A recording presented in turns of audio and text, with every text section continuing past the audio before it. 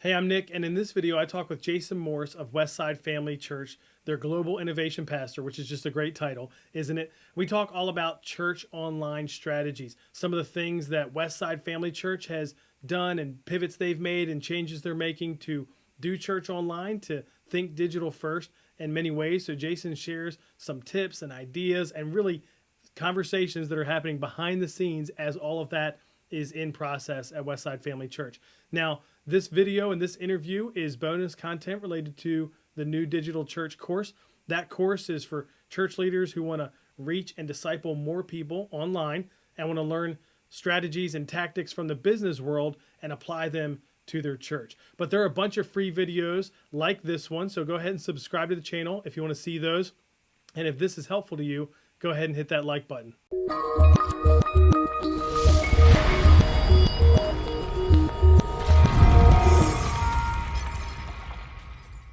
All right, I'm Nick Blevins, and I'm here with Jason Morse from Westside Family Church. Hey, Jason, how you doing? Doing great, man. How are you? Doing all right. So how about you tell us a little bit about yourself and Westside Family Church? I am a global innovation pastor here at Westside Family Church. We're in Lenexa, Kansas, which is basically a suburb of Kansas City. And here at Westside,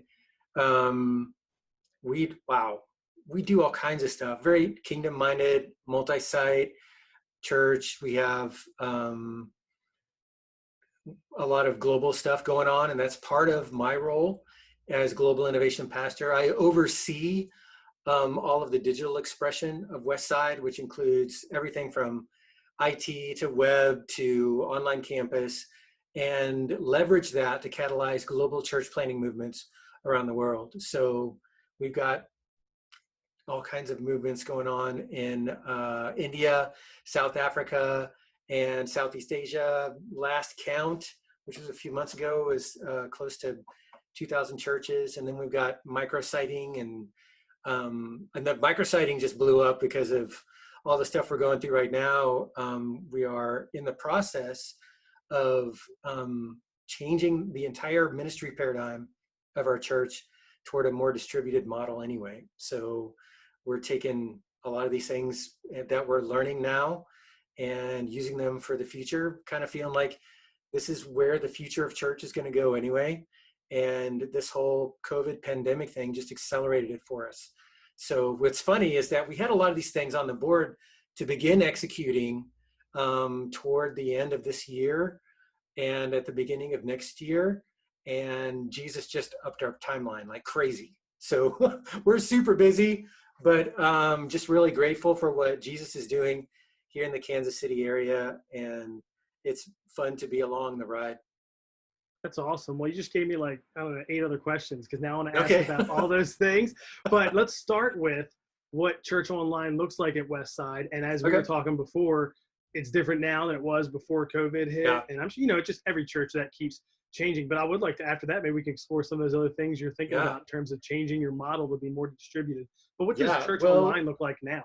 Yeah, one of the big changes that we made, and this affects everything, not just what we do online, but it has a big piece of it because pre-COVID we were an on-site church with an online add-on. There was a window into our service, and then in COVID season, like a lot of other churches, you're online only, right? And we learned a lot of lessons in that time of how to do better as it relates to our online services, as it relates to how to do distributed ministry without the Sunday service, without the stage. And we found that some things actually ran better than they did before. And we were like, okay, let's remember those lessons. And now we are 2 weeks into reentry, and we are now shifting toward a model where we are a online church, a digital church first with an on-site add-on. So the secondary expression is what happens on site, on stage. The primary expression is what happens online in living rooms and watch parties in the Kansas City area and beyond. Does that make sense? Yeah, that's great. And thinking digital first is something that I think every church should do, but might be a push. Like, it's hard. Holy cow. It's like a brain flip for sure, because what it does is it affects every single system inside your church. And it's not really a technological thing, it's more of a human systems thing. And one of the things that we learned was in the season of redeploying and pivoting toward the online only model, because that's all we had, was that we were able to awaken pastoral giftings in a distributed fashion that we didn't know that people had, like parents, for example, that were able to pastor their kids in their homes. The home is the new church. That's just Mm. all there is to it. And the the online is the new building. And so what we're doing is we're taking these online tools and we're creating pathways and means with which to empower people to love Jesus, become like Jesus, and share Jesus wherever they happen to be. And that's super exciting. It's a little bit hard to control. It's a little bit hard to report on. It is, but we're trying to figure that out too. I mean, a changing dashboard with all of these ideas of, well, what's attendance now? Now that attendance just basically went out the window anyway, how do we find the right metric this time? Because we all knew that attendance wasn't the best metric anyway. It was the easy metric. It wasn't the best metric. And so now that we've been forced to just basically do a reset on the church altogether, now we have the opportunity to begin to say, okay, what is the right metric then? And is there a metric that we can use across all of our environments, regardless of the scale, regardless of whether they are in a physical place somewhere or if they're online? Is there a common metric that we could use? And that's what we're poking at right now, and having a lot of fun and a lot of really animated conversations about that. Once you realize that both views and attendance are both vanity metrics, it don't really mean a whole lot. It's the follow-up, and it is the subsequent obedience steps that really matter. When you start tracking those, that's when it gets interesting, because obedience is a common metric across everything. So if we're pointing towards obedience rather than attendance or rather than participation, well, now we're working with something. And I think it's more healthy, even though it is a little bit harder to measure, especially when you're not used to it. So I feel like what the church is doing now is we're discovering that we're pulling muscles we didn't even know we had, and we're discovering where, we thought we were strong and we weren't. And the funny thing is for us, we haven't been in a building for 19 weeks. Financially, we're just fine. Giving is up. Ministry is up. Discipleship is up. Group participation is up. All of those things are up and to the right. We just don't happen to be in a building. And we were like looking around at each other thinking, why exactly do we want to go back? We're doing double the ministry, having double the reach with half the cost. So why don't we keep doing that? Yeah, it's a So good question. that's what we're looking at right now. Not to say that large gatherings don't have their place. They do. But I think we're kidding ourselves if we're thinking that it was getting a lot of the discipleship done and a lot of the community parts done that we thought we were. When in all reality, people were probably just showing up, watching a show, looking at someone's back of their head, and then walking right back out. We know from the number of Connect cards that people would fill out, from the number of people that would actually sign up and do something, is so small in comparison to the big numbers of people that would show up. It's just now a little dose of reality to realize that all of those were just vanity metrics to begin with. And while helpful, aren't the main thing. The main thing is discipleship. The main thing is obedience.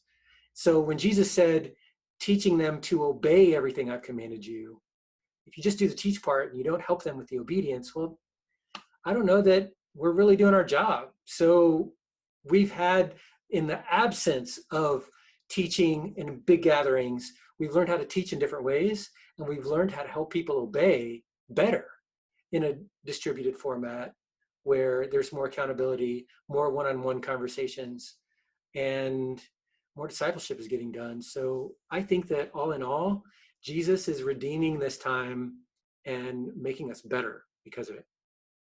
Wow.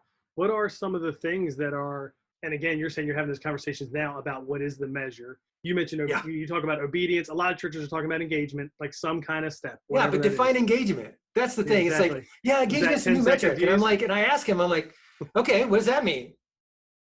And they don't know. So it's Sure. like, all right, here's how we're doing it. And I don't even know if this is right, but it feels about right. Okay. So think about it this way.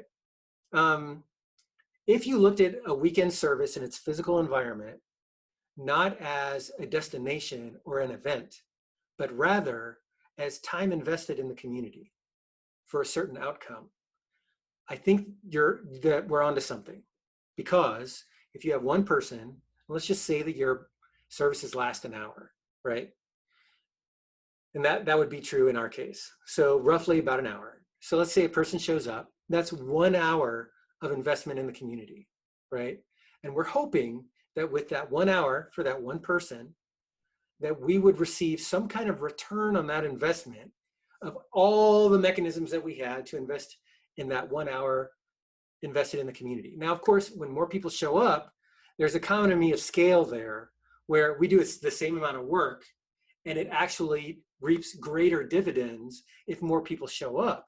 But at the end of the day, they're all individual hours that are being received in the community due to our investment. Does that make sense? That you can Hmm. take time and use that as a metric of engagement online, right? Because one thing that you can Sure. measure online, you can measure people's attention like crazy. You can't measure people's attention on site. You don't know if they're in the Bahamas or whatever. They're just like putting up with you, and just because of social pressure, they're not standing up and walking out. But online, that doesn't happen. If they get distracted, they're gone. They're off the page, and that timer stops. So I can very precisely measure time of attention online, whereas on site, I can't. That's a fuzzy number. On site, the precise number is attendance, but online, the fuzzy number is attendance. Do you see what I mean? Attendance Yeah, versus sure. attention. Okay, Yes. each environment measures things better in each environment. But Jesus said the at the end of the Sermon on the Mount, which was a 15-minute sermon, by the way, if you read it, but that's another conversation. But at the end of that, he said, "He who comes to me, hears the words of my teaching, and puts them into practice is like a man that built his house on a rock." So basically, Jesus, in first century language, was talking about an engagement funnel because there was a lot of people that they went to just be around the crowd so they get a free lunch. They were coming to Jesus, but they weren't necessarily hearing. And that's why Jesus repeatedly said, "He who has ears to hear, let him hear," right? So Jesus said, "He who comes to me hears the words of my teaching." That's attention, right? You Hmm. can have a bunch of people show up at church and not pay attention to what you're saying and not really care all that much. They're just there for the free t-shirt or the free coffee, right? It's the same thing that happened in the first century. He who comes to me hears the words of my teaching and puts them into practice is like a man that built his house on a rock. So what we're looking for is we're trying to build these people who are rock solid in their faith. That's only going to happen if they start practicing what Jesus teaches us. And you're not going to know what that is unless you hear, and you're not going to hear about that unless you come. So while each of those measurements don't necessarily mean anything in and of themselves other than the last one, it does give you a metric with which where your lid is, because you're not going to have more people here than come, and you're not going to have more people that practice than here. So all of that as an engagement funnel is, I think, super important. And if you use that basic engagement funnel, you can draw parallels to what happens on site with what happens online. So at the very, very top of the metric, he who comes, that's viewers over here online, and that's attendance over here on site. They're the same. They're both vanity metrics, and they don't mean anything other than who is your pool that you hope is listening, right? The next one is hours of attention, right? That's time.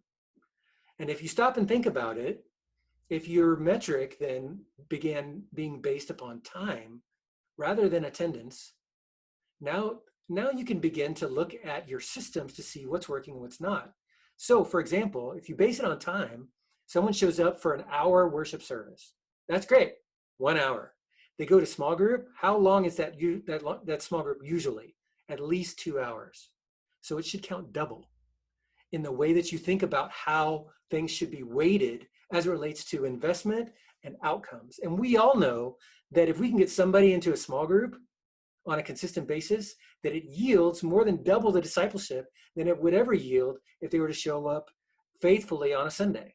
Now, we take this one step further, and we could then begin to weight other types of activities, like, for example, teen camp. We all know that teenagers, when they come out of camp, many times they're like, that's when they get baptized, that's when they make these big decisions. Why? Because we just invested 168 hours in that kid. That's why you got that type of obedience coming out of the investment. So taking that same example of time invested with a particular outcome in mind, now you can begin to say, well, for that 168 hours, we should expect this. And if we don't, then we need to retool our system. And we can also say that in order to get the same manner of result, it's going to take in the neighborhood of about 3 to 4 years of Sunday morning attendance to get that same result. And that feels about right. Now, you take that time element and you apply that online. Now you've got a common metric across the whole thing. Because online, I can totally tell you how long, how many minutes a particular video was viewed. And that minutes or hours, however you want to say it, it's just based upon time. Now I've got somewhat of an equivalency. It's not perfect, but somewhat of an equivalency with what's happening as it relates to investment of time into the community that we're trying to reach. Does that make sense? And then we take it one step further and say, okay, what are the outcomes that we're hoping to have from this time invested? If there's a particular call to action, when you're doing internet marketing, that's super easy. We know how to do that all day long, but we don't think about that on site as much. All we think about is, did people like it? Well, who cares? If people liked it or not, did they obey? Are they making a next step? That's what matters, right? So did they sign up for the thing? Did they join a group? Did they walk forward? Did they pray? Whatever that is, now you've got, again, a common metric with a call to action. So we can retool our on-site experiences to also have very clear calls to action, just like we do online. Same thing. And if you can have these calls to actions be the same thing anyway, now you've got a unified ministry model with which you can create more energy and more synergy, regardless of where it is, whether it's in someone's hand on a smartphone or in a big room with hazers and lasers. It doesn't really matter. At the end of the day, now you can measure effectiveness of that system versus this system as it relates to the amount of time that we've invested in the community, as it relates to the outcomes that we hope to have from that investment. Does that make sense? And now you've got a common metric with which you can measure everything together. And then the surprising reality hits that some of the stuff that we think is effective isn't that great. And it takes a lot of energy and effort to create very little outcome, while other things don't take nearly as much work and create just as much, if not more, outcomes than some of the things that take a lot of effort. And now we're beginning to really figure out what effective ministry is, rather than being in the church service business, being in the disciple making business. Does that make sense? Totally. Now, are you guys talking about measuring like time online? I'm thinking Yes. about online and the Yes. outcomes, the next steps. I mean, is that the big Yes. thing, at least right now? Every And what does that look single, like? and here's the ideal thing that I hesitate to say we're doing it because I know we're not doing it well, but we're giving it a good college try. We're in our second week, right? So we have a theme for the week. And that includes all of the social media stuff that we're doing all throughout the week. Because one thing we did learn in COVID, it's not about Sunday. You can do it any day of the week. It doesn't really matter, right? We put all of our effort into 1 hour on a week, try to squeeze everything we can in there, and then frustrate people when they get information overload and then end up not doing anything. It's way better to slice that up, take all that energy and spread it out over the whole week. Now you've got something where you have these small calls to action that lead one thing to another that are much more effective individually than they were trying to cram, oh, here's the 10 things that you need to do in the next hour. You can just spread that out over the whole week. So we've got a theme for the week. We've got our calls to action for the week. And of course, on Sunday, we've got calls to action for that Sunday as well. And I'm measuring all of that. So like for this one, it's like, okay, sign up for Make Your Move. And unfortunately, I wish we had a better, some messages lend themselves toward a very clear call to action more than others do. And I'm always pushing and I'm always asking, what is the call? What do we want them to do? Right. And sometimes that's not super clear by the communicator. And if it's not, then it makes it for an uncomfortable conversation because I'm always pushing them and I'm always asking okay, I know what you just told me what you want us to feel, which is important. You want us to know that's important. What do you want us to do? How do you want us to obey? And if it's something as ethereal as, stop yelling at your kid, it's like, okay, there's something, right? Now that's a tougher one to measure, right? Unless you do a before and after, where before, you do a whole, because you're not going to fix that in 1 hour. You're just not. Yeah. So the only way that you can do that is say, okay, we can take a survey before, and then 3 months Just later, a sec. Sorry, we can I couldn't quite hear you. we can take another Could you one. please repeat what you said? Siri's not obeying. Siri is Siri like doesn't going obey. nuts over there. All right. So we can take a snapshot before and after, and then you can have something data wise, right? And that only works. That works for a lot of things when you're talking about discipleship. Take a before and after on a lot of our events, a lot of our processes, discipleship pipelines, all of those things. The more time you get and stuff like that, that's really cool. But for most communicators on a given weekend, that's not how they're thinking. They're not thinking, okay, I'm going to preach this message and 6 months later, I'm going to do a checkup. But that would be really great if we did think that way. Now there is some long-term planning that goes into that where we could do that. And we've done checkups like that from a data perspective every 2 years to kind of get a feel for where our congregation is at from a discipleship and a Bible engagement perspective. But that's every 2 years. So the granularity of that, you do something and you make an intervention and you don't know if it's going to actually work for sure until 2 years later, which is suboptimal. You'd want to get your feedback loop much faster than that if you plan on iterating. So anyway, if you do have a nice, clear call to action, sign up for this thing, text this person, call somebody up and ask them for forgiveness, whatever that happens to be, tick that box. Now you've got something you can measure. And consequently, now you can see how effective the obedience was from that particular week's worth of content. Does that make sense? Mm-hmm. And it'd be interesting to see the difference of like people taking the next step from an online where they viewed it versus if they were in person. I know a lot of churches that I've talked to recently. Now, again, we've only been 4 months post-COVID shutting some things down, so the data probably isn't great.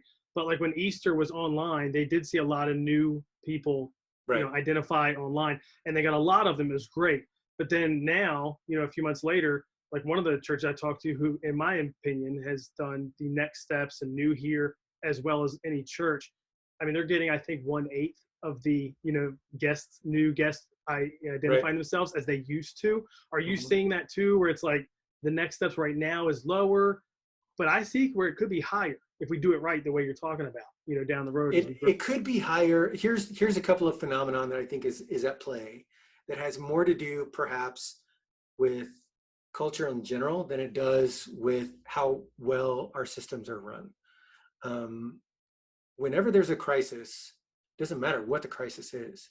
Whenever there's a crisis, people tend to look to faith somewhere. That's just how it is, right? Sure. And I believe that on the front end of this crisis we had in COVID, there was a lot of people that were just looking for answers, looking for hope, just in general.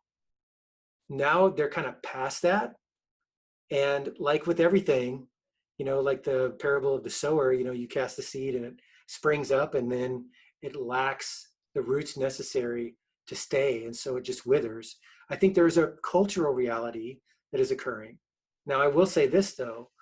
The cultural reality that is still occurring today is people are afraid of large gatherings, period.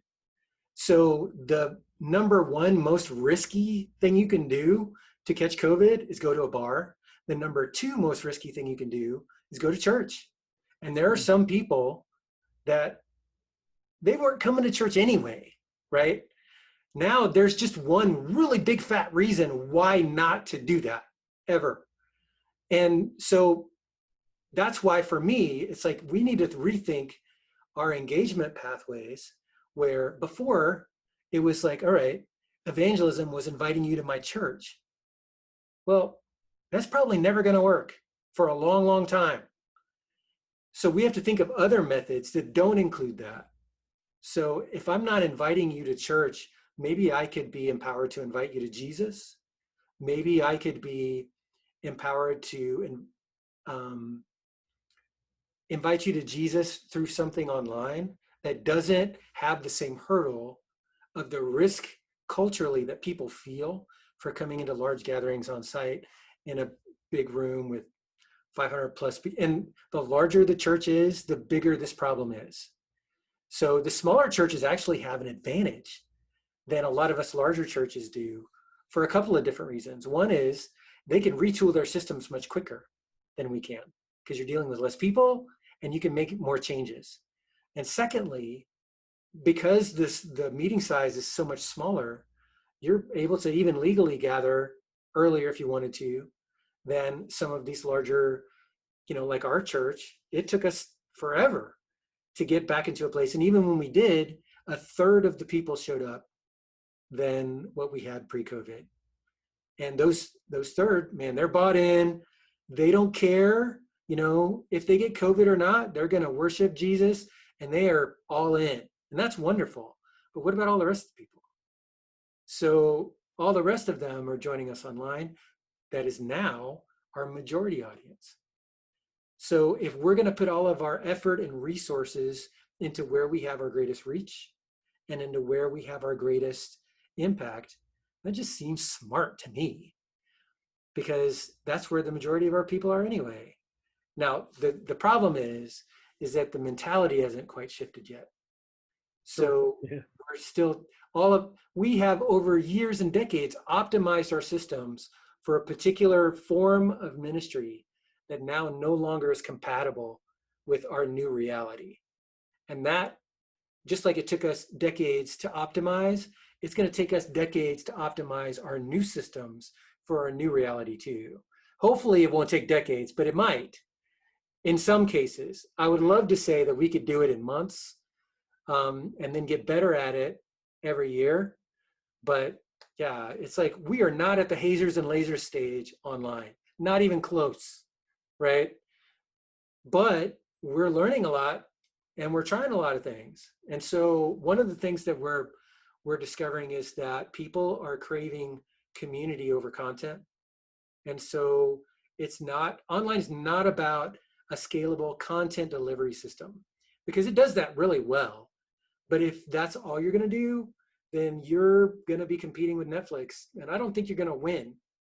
So what people are really looking for is community. And that's why that 30% wanted to come back. When I asked them why, they wanted to be with their brothers and sisters in Christ. They desperately wanted to be in community. They didn't care what the sermon. Nobody said, I'm coming back so I can hear a good sermon. No, they didn't care about any of that stuff. They already get a good sermon. They get a good sermon from us online. And honestly, they probably get a better sermon from somebody else online, right? It wasn't about the sermon. It's not about the content. It's about the community. And that's the part where onliners, we're not used to thinking in terms of community. We were used to thinking in terms of content. And creating online community is a completely different beast than creating online content. Now, it's not to say that online content doesn't matter. It does. But if given a choice today, that's where I would put all my efforts, is toward creating online community, small groups, any way that you can get conversations going. Because one of the things that's happened as it relates to the culture shift that has occurred. Not only is there more fear of large gatherings, but there is a greater knowledge of digital tools that had always existed, but they never knew how to use. Now they know how to use it. You tell somebody, to hit Zoom or whatever, nobody asks you how to install Zoom. If I were to ask that same question 6 months ago, they'd be like, no, I can't do that. I don't know how to use Zoom. Nobody says that now, right? So now when you give somebody a Zoom link, it's like, boom, boom, we're in conversation. Now when I give people like a messenger room link with Facebook, which in my opinion is actually even better, because if they have a Facebook account, which the vast majority do, now I have a mechanism with which to do follow-up with them. And Yeah. new features coming with Facebook Messenger where you're able to broadcast that live, the Facebook Messenger thing, broadcast that live in your Facebook group or on your page, which is going to, I think, a little bit of a game changer on if we use it well to be creating conversations rather than monologues, because we're used to doing monologues on stage, and you have to do monologues on stage when you're at scale, but you can scale in different ways online where you don't have to have a monologue. You can have a dialogue. You can have a dialogue in small groups and have like split them out and stuff like that. You can do all kinds of things online with our online tools that you can't do on site. And that's why we have all of these systems on site to take care of all of that, when really it's not as effective when it comes to people's real discipleship. So I think that we are in a wonderful time right now that Jesus is letting things become possible culturally that weren't possible before, and giving us tools that we didn't have before, giving us a pathway that we didn't have before, if we will open our eyes to it and take advantage of this opportunity, knowing that we will never get an opportunity like this again. 10 years from now, unless there's another pandemic or something, I don't know. But I know this much. There is more grace to try new things in this time period than we have ever had before. Before, there's all kinds of flack that you would get making all kinds of changes. You make a change today, it's just one more change they have to deal with on all the other changes they've had to deal with. It's not that big of a deal. It's really not. And so now you can experiment. So now is the window of time that we have. Precious few weeks left, because as people start doing re-entry, and they have this mindset of this expectation that things are going to go back to normal, which they aren't, but they have this expectation. There's only so much time that you've got of this grace, and use it well. And I don't know if we're using it well. We're kind of pushing it, I think, in some ways, because you're like pushing it when you're starting to make people mad. So we're at that stage right now because we flipped our ministry model, and not everybody understands, and that's okay. But we feel like we all know this is the future. So let's just do it now while we have the opportunity to blame it on the virus that we won't have 5 years from now when we'll have to do it anyway. So I see this as a prime opportunity for Jesus Church to grow in ways that it never has before. Is there anything like right now, and again, I know it's like you're in the middle of it. You said you just started gathering in person a couple of weeks ago. Is there anything different with your church online approach now that is less like before, where you called it the window into the experience, was a good way to describe that? What are a couple, just tangible things that you're doing now that is like, man, we didn't do that then because we just viewed it like a window. All right. I'm going to tell you what we're doing now, and this is what we're getting a little bit of flack for, and I know why, but I still think it's the right call. It might be the wrong call. I don't know. We'll find out. Because we're digital first, we are creating unique digital content that is designed for the living room, not for the stage. And so here's why I think that helps. So we're taking our service time, which would normally be an hour. We'd have normally around a half-hour message. We are shooting that message on location in different locations, editing it, all of those things, 10 days to 2 weeks in advance. So we're editing it, putting it in the hopper, creating a whole experience, video experience that has calls to action throughout the service rather than only at the end, and times of interaction. So if we're talking about a particular point in the message that goes for about 5 minutes, well, then we'll stop and we'll pray about that right now, because we're in the living room. We can do that. If you tried to do that on site in a big gathering, it would be chaos. But we don't have to worry about that. So we can do that in the living room, or we can do that individually. We're going to stop right now. This we're going to pray for. And you put a little countdown timer on it.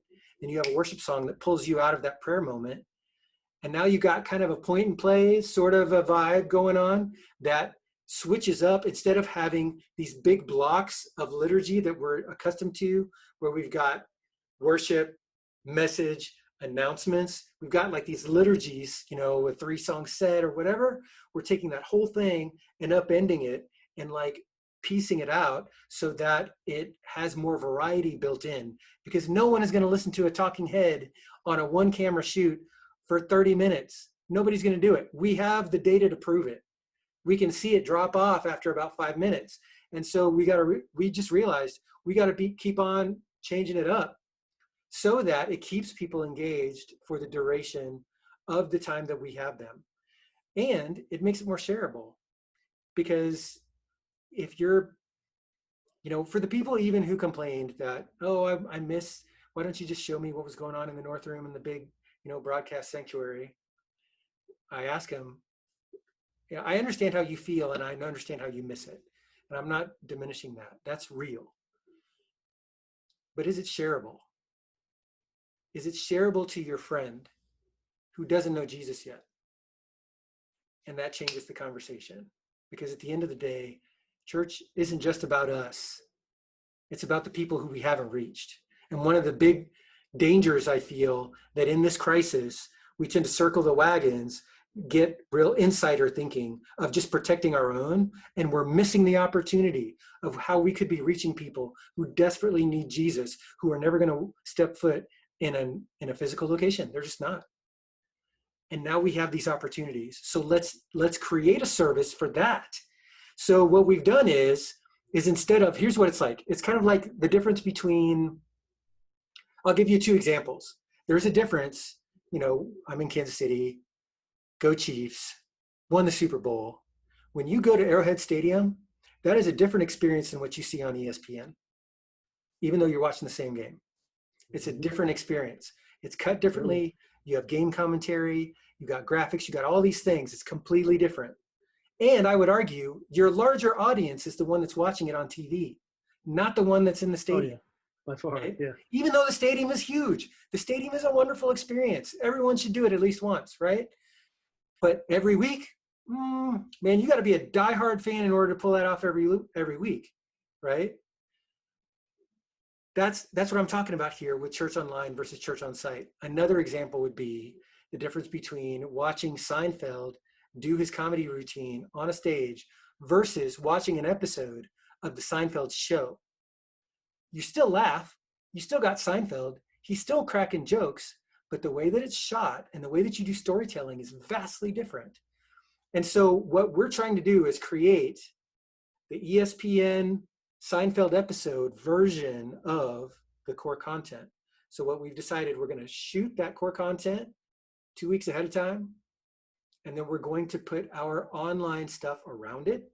And that piece of core content now goes to all of our locations, and they can contextualize it, whether it's a microsite or the big room, however they see fit for their community.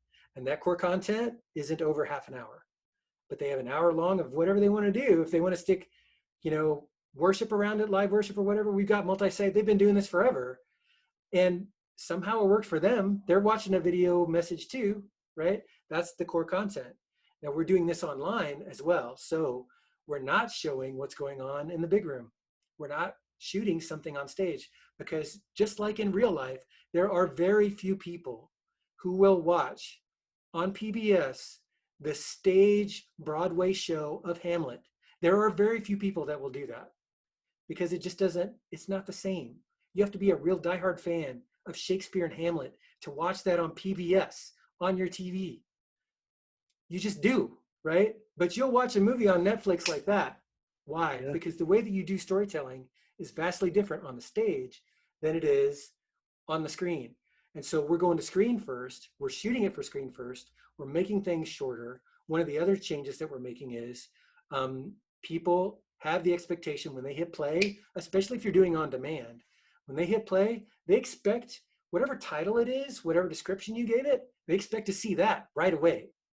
So in a normal liturgy where on site, you're using that worship set to warm up the crowd, to get all the people in the room at the same time because everybody shows up late. They had to check in their kids. They had to do the parking lot, all of that stuff. They're navigating. They're coming in. They're drinking coffee in the lobby. They hear the worship music. Oh, I guess we should be going in. All of that stuff is happening. So the worship music, while the worship music shouldn't have that dumb utilitarian piece to it, it is real. That's why, one of the reasons why you sing up front, so that everybody's in the room for the teaching, right? It has a utilitarian aspect to it, as well as the worship piece, which in my opinion should be more important anyway, but we'll just leave it at that. Online, that's not true. When they hit play, they're ready to see it now. If you give them, okay, we're going to talk about parenting, they hit play and they get some worship song, it's like, what's this bait and switch? I wanted the parenting thing. What are they singing? What? I'm gone. And that's what happens. If you look at your data, where your slope, and all you got to do is look at the graphs, man. The first 30 seconds, the first 5 minutes, why? Why is the question. And it might be because you're putting the wrong content to them at the beginning. What we have seen with some of the adjustments that we've made is that when people hit play, we don't spend a lot of time. We're like, hey, thanks for being here with us. Let us know who you are and where you're joining us from in the chat. Again, I'm pushing community from the very beginning because we're in this together. We're doing this together. We are a family, whether that's in laptops or watch parties in the Kansas City area and beyond. Here's today's teaching. Bam. Like within the first minute, they get what they wanted. They got the teaching on parenting or whatever, right? Now, during that time, first 5 minutes, parenting, whatever, we stop. Okay, let's pray about that. Let's talk about that. You know, all of those things are happening in the chat, in the comments. We're praying, all of those things. And that's where live cut-ins come into play, right? Even though it's pre-recorded content, now I've got a live cut-in, just like they would do on ESPN. They do a timeout, and now you got this color commentary going on, right? Same thing, right? And that's what people are used to. And they're also used to watching shows that have commercial breaks every 10 minutes. So you got to think like your user, not like a church person. So when you're designing the service and you're bringing all these things into liturgy, and at the end, now it's time to sing, because now the songs make sense toward the topic at hand. And you can drive everything. So now they have an emotional experience on the back end that can lead them to prayer or whatever call to action that you're asking for while we're singing over them. Does that make sense? So it's flipping the liturgy a little bit. And we find that it's more effective for that environment. That liturgy probably isn't the most effective thing for the on-site environment, because if you try to like preach the message like that after the first minute, well, you're talking to a whole 10 people at that point because they haven't even shown up, right? Yeah. Practically, it doesn't make sense. But online, it's a different dynamic, and you got to think differently about it and change the way that you're doing your discipleship. Because again, at the end of the day, we're not in the church service business. We're in the discipleship business, and we should be changing up all kinds of things so that we can create those obedience outcomes that we're really shooting for. That's good. That's good stuff. I love that you're thinking about this, and the fact that you have like global innovation in your name is great. And I'm probably going to come back and ask you like, what are things doing 6 months from now? Because like you're saying, you keep changing, keep trying stuff, and then the more I think there'll be a temptation the more the in-person attendance grows in churches to kind of go back to the old way where the online. Right. It's because it's what they're used to, even though it's not effective. We knew it wasn't effective before COVID, and we're going to go back to that. That doesn't make sense to me. Totally. So I appreciate you taking the time and talking with us, and the work you're doing there is awesome. Love that you're thinking about that. We're definitely have to talk again, but thanks for spending some time with us. Sure. Glad to do it, Nick.